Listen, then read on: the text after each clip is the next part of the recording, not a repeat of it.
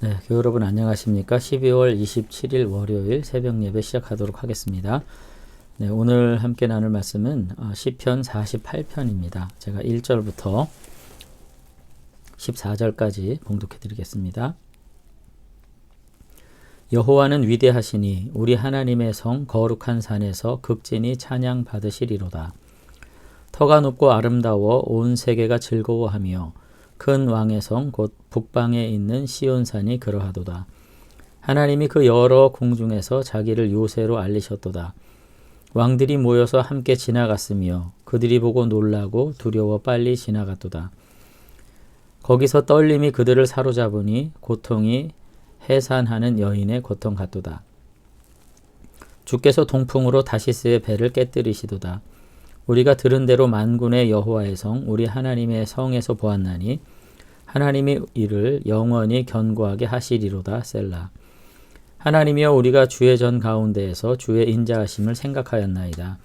하나님이여 주의 이름과 같이 찬송도 땅끝까지 미쳤으며 주의 오른손에는 정의가 충만하였나이다.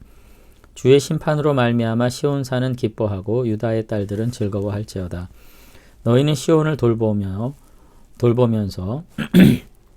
그것을 둘러보고 그 망대를 세워보라.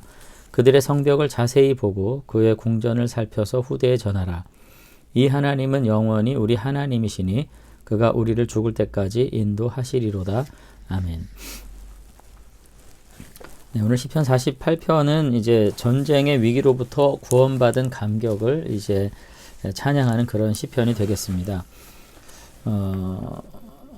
이스라엘이 전쟁에서 이제 승리했던 경험들이 언제였던가 이렇게 봤을 때 사실 그렇게 많지 않습니다. 그래서 역사적으로 본 시편이 가지고 있는 어떤 배경과 근거가 무엇인가 하는 것을 우리가 이제 유추하게 되는데, 대략 역대하 20장에 여호사밧 왕이 암몬의 어떤 공격으로부터 자신을 극복했던 이야기랄지, 아니면 이사야 37장에 히스기야 왕이 이제 아수르 사네립의 어떤 침략을 피했을 때랄지, 몇몇 사건들을 통해서 아마도 이와 같은 체험적인 일들을 추억하고 그것들을 찬양으로 이렇게 이제 돌렸던 것을 이제 유추하게 됩니다.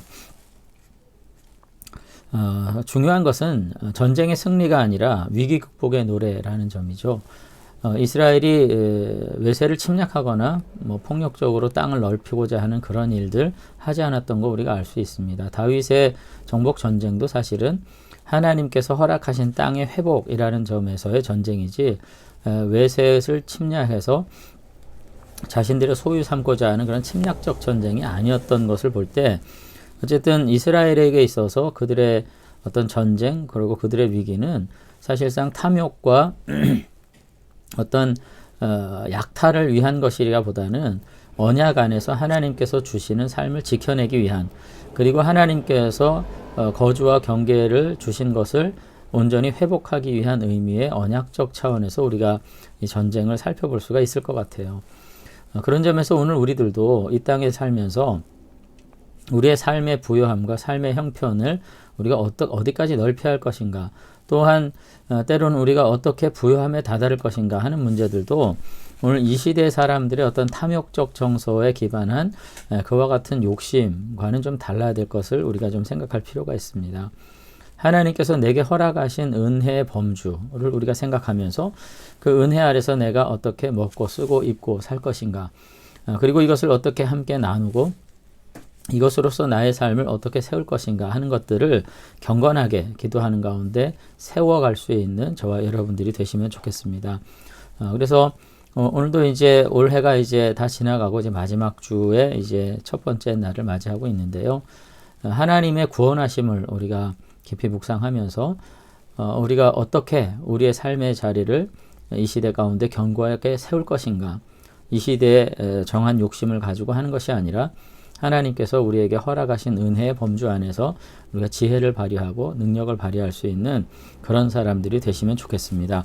그러나 그럼에도 불구하고 말씀드릴 수 있는 것은 신앙인에게도 위기의 순간이 있다는 거죠. 택한 백성들에게도 위기의 순간들이 있었고, 이 위기의 순간에 우리가 흔들리지 않는 믿음, 하나님의 도우시는 믿음을 가지고 우리가 살아가지 않는다면 우리는 이 땅에서조차 굳게 서지 못하게 될 것입니다.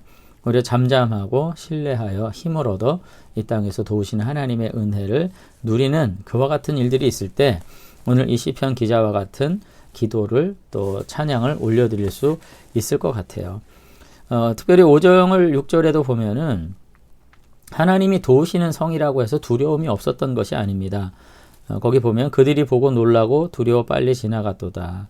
거기서 떨림이 그들을 사로잡으니 고통이 해산하는 여인의 고통 같도다. 뭐 이렇게 말씀하거든요. 하나님께서 분명히 도우시고 함께 하실 것을 믿음에도 불구하고 그 땅의 백성들은 해산의 고통과 같은 고통과 떨림이 있었다는 겁니다. 그런데 그 모든 고통과 두려움 속에서 끝까지 믿음으로 자신의 삶을 지켰을 때 하나님의 구원을 이제 목도했던 것이죠. 그리고 그러했기 때문에 원수가 패하 물러갔을 때 이 위기 극복에 놀라운 은혜를 누리면서 기쁨과 감격 가운데 이와 같은 찬양을 노래했던 것을 알 수가 있습니다. 결국은 우리들의 예배 그리고 찬양은 삶에서 기반한 어떤 체험적 사실이 다시 한번 하나님을 향해서 거룩한 고백으로 높여진 것임을 알 수 있습니다. 그저 형식적인 예배 순서 아래서 감사와 찬양을 쥐어짜는 것이 우리들의 태도가 아니라 이처럼 삶의 자리에서 당하는 위기 그리고 고난, 역경 속에서 우리가 다시 한번 하나님을 온전히 의뢰하고 믿음으로 굳게 서는 가운데 도우시는 은혜를 체험했을 때 오늘 진정한 예배는 시작되는 것을 우리가 알 수가 있죠. 그래서 아무쪼록 올 한 해도 우리의 삶을 돌아보면서 나에게 닥쳤던 위기를 나는 어떤 방식으로 헤쳐나갔던가 한번 돌아보게 되시길 바랍니다. 그리고 그 위기 가운데서 건지신 하나님을 향해서 나는 어떻게 반응했는가 다시 한번 돌아볼 수 있게 되길 바랍니다. 이스라엘은 전쟁에서 승리한 것이 아니라 외침을 통해 가지고 그들의 영역과 주권을 확장해서 오늘 기뻐한 것이 아니라 위기 속에서 구원하신 하나님을 바라보면서 오히려 찬양했던 것, 그리고 그 찬양이 오늘 이런 시편으로 남아서 하나님을 경배하고 예배하는 경건으로 온전히 든든하게 세워졌던 것 우리가 바라보면서 우리가 우리의 삶이 예배되도록 그리고 우리의 삶이 믿음의 고백이 되도록 그래서 하나님을 영화롭게 하는 삶으로 다시 한번 세워지도록 함께 기도할 수 있는 저와 여러분들이 되시면 좋겠습니다. 오늘 하루도 한 해를 잘 마무리하는 그런 마음으로 다시 한번 우리의 삶을 돌아보고 하나님을 찬양할 수 있는 믿음의 삶 살게 되기를 주의 이름으로 축원합니다. 기도하겠습니다. 네, 하나님 아버지 오늘 시편 기자의 고백처럼 위기 속에서 해산하는 여인과 같이 두려워 떠는 그와 같은 고통이 있었지만 결국은 도우시는 하나님으로 인해서 위기를 극복하고 하나님의 성호를 찬양했던 오늘 시편 기자의 모습을 봅니다. 오늘 우리들의 삶에도 여전히 정말 위기와 고통이 반복적으로 찾아오지만 그 순간 믿음으로 다시 한번 주님 바라보고 우리가 이 땅에서 굳건히 서게 되는 일이 있도록 하나님께서 우리를 축복해 주시옵소서. 그래서 참된 구원의 은혜로 인해서 우리의 믿음이 서게 하시고 삶이 서게 하시고 우리의 가정이 서게 하셔서 주님과 더불어서 이 땅에서 견고한 믿음의 삶 살아가며 아버지 하나님 부르시는 그날까지 주의 은혜를 찬양하는 참으로 복된 믿음의 가정들 다 되도록 축복해 주시기를 원합니다.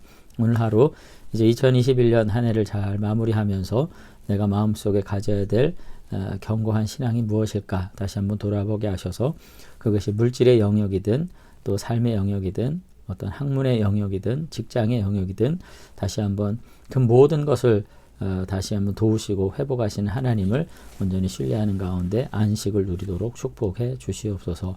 아버지 하나님 함께해 주실 줄로 믿사옵고 예수님 이름으로 기도드리옵나이다. 아멘. 네, 오늘 하루도 도우시는 하나님과 더불어서 삶의 자리에서 주님을 예배하는 귀한 성도들 되시기를 주의 이름으로 축원합니다. 감사합니다.